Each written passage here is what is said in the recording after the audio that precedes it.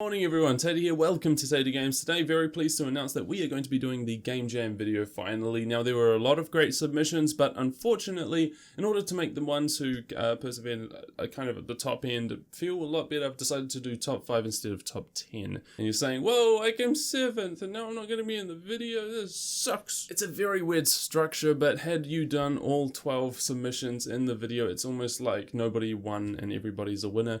Unfortunately, I don't believe that. This is game development, mate. Not saying that there are people out there who didn't try hard. All the submissions looked amazing and felt great. Anyway, this is the reasoning why it is only top 5. We're getting a little bit more competitive in here, and of course, everyone else, you did very super duper good job, and I may play you on the second channel. I'm not too sure yet. It may take a while to make a video for that, but I definitely want your games to get a little bit more publicity, especially some of them needed some form of feedback in order to actually improve themselves. Alright, so enough of that. You guys did a fantastic job. Everybody did a fantastic job, but right now we're going to play a few of the top 5 games that there were in the Game Jam. Coming in at number 1 was Neural Bots. Neural Bots was a really cool side-scroller game where you play as this kind of, what was it, neural network bot or something that there's many renditions of, so that you can keep respawning as yourself in many ways. The game had an amazing level progression, and you kind of start learning about it when you're going through it. Initially, you don't actually know what on earth is going on. You know that you can make yourself float, and you need to try and get through, obviously, a level.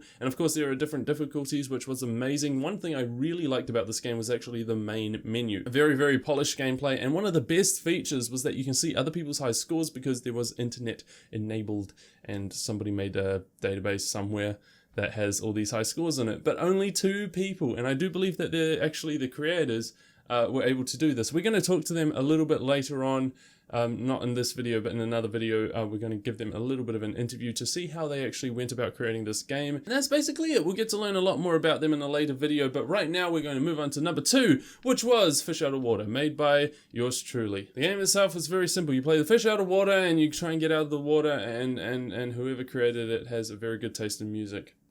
Needless to say, that's the only thing I really enjoy about making this game was the music side of things. It was really fun, and the rest was very easy. So easy, in fact, that there are still bugs and glitches that you can run into. I really didn't polish it up a little bit. I think I focused a bit too much on making the sound like nice. But yeah, it's very possible to get to the top. I have done the top in 22 seconds, and you can probably see in this gameplay footage that it does say all levels complete, and then tells you what your actual time is. And of course, when I went to play it again, I had forgotten how on earth I actually made this game and played it and tested it and stuff. So you really do lose the knowledge.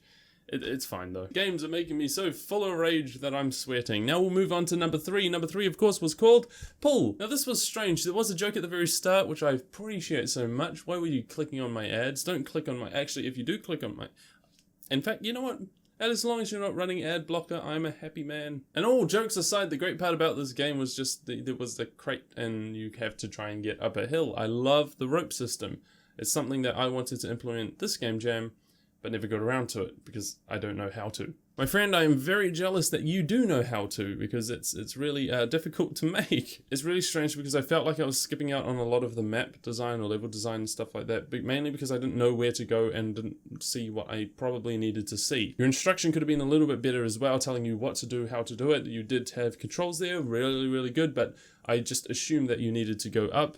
And then, of course, there were points where I couldn't even see sideways, so I decided to continue going up, even though I don't think that I was meant to. I have a feeling there is a very set path that you're supposed to take, but I kind of went past it. But hey, the gameplay was awesome. There were very few glitches around the game. The UI could have done a bit of work, actually, because I think that there are better ways to display stuff than just having some nice font and text there. Kind of integrating it into your actual game, so kind of like a tutorial, but not teaching them directly, making them figure out it themselves with the limited knowledge that they're given, which I guess you did actually do in a sense, so no complaints there. Anyway, matey, it was a lovely game. I did have a lot of fun playing it, and thank you very much for the jokes, and my name is Tater, not Tiara, so... Right, let's move way on to Quit! Quit!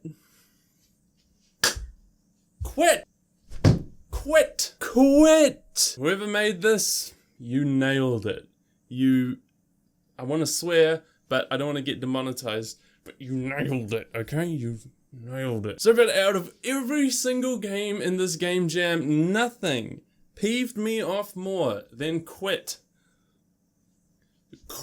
Honestly, it's a very unique thing when somebody creates a game that is so difficult, but so hard to put down, and not necessarily they don't work together very well. There's just something about NeuralBots that allowed me to put it down and put it away and not want to play it again, but there was nothing about Quit that made me want to put it away. This was such a strange game for that feeling. Your progression within the game was outstanding. I've never seen something so perfectly progressible, because it's easy to get past that, but hard to learn the new one because you remember the previous one and you tried so hard with the previous one. Every single challenge changes. Every single one. One thing that changes in each of them, and it's harder because of that. And then all the changes from the previous one start mixing and matching and combining themselves. I'm on level 10 and I cannot get past it, and I've come so close. And in the footage you're about to see, you're going to see me come close, because I was trying to record Let's Plays and saying that this game 100% deserves a Let's Play. I'm getting frustrated just thinking about it. Seriously, why? Why? There's one question I want to ask you, is that have you completed it? You have to have completed it in order for you to submit it. It wasn't a rule, but it should be a rule. I mean, next time I'm making that the rule. So yeah, the basic parts that were really, really good was the progression, the difficulty, everything like that was awesome. The graphics, of course, even fit the style of game that you were making. Although I would say one thing, the lines that define where you get hit and where you don't get hit aren't vivid enough. Like, there is no indicator of where you will die and where you won't die. And unfortunately, because of this, it makes the game all the better, because of how more frustrating it is not knowing if you're going to die by hitting this thing or not. Honestly, whoever made this is a genius. I hate them very much, but genius. Well done, mate. Your UI sucked.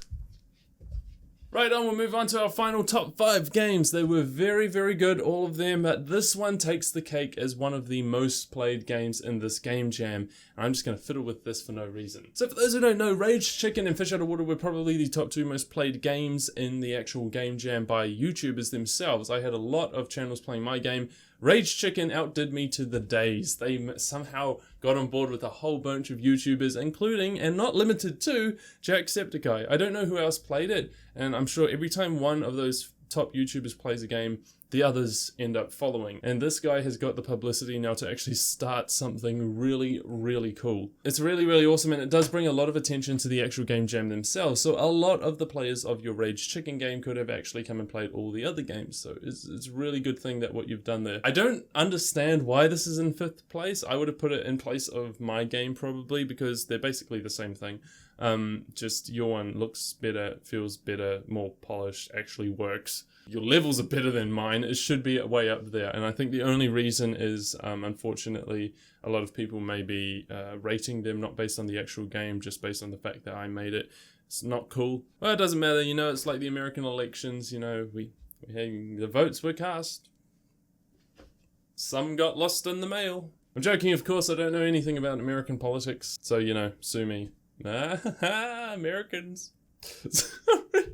Sorry, I didn't mean anything by it, you know, jokes. We get into one thing I didn't like about Rage Chicken. Now, unfortunately, there is nothing I did not like about Rage Chicken.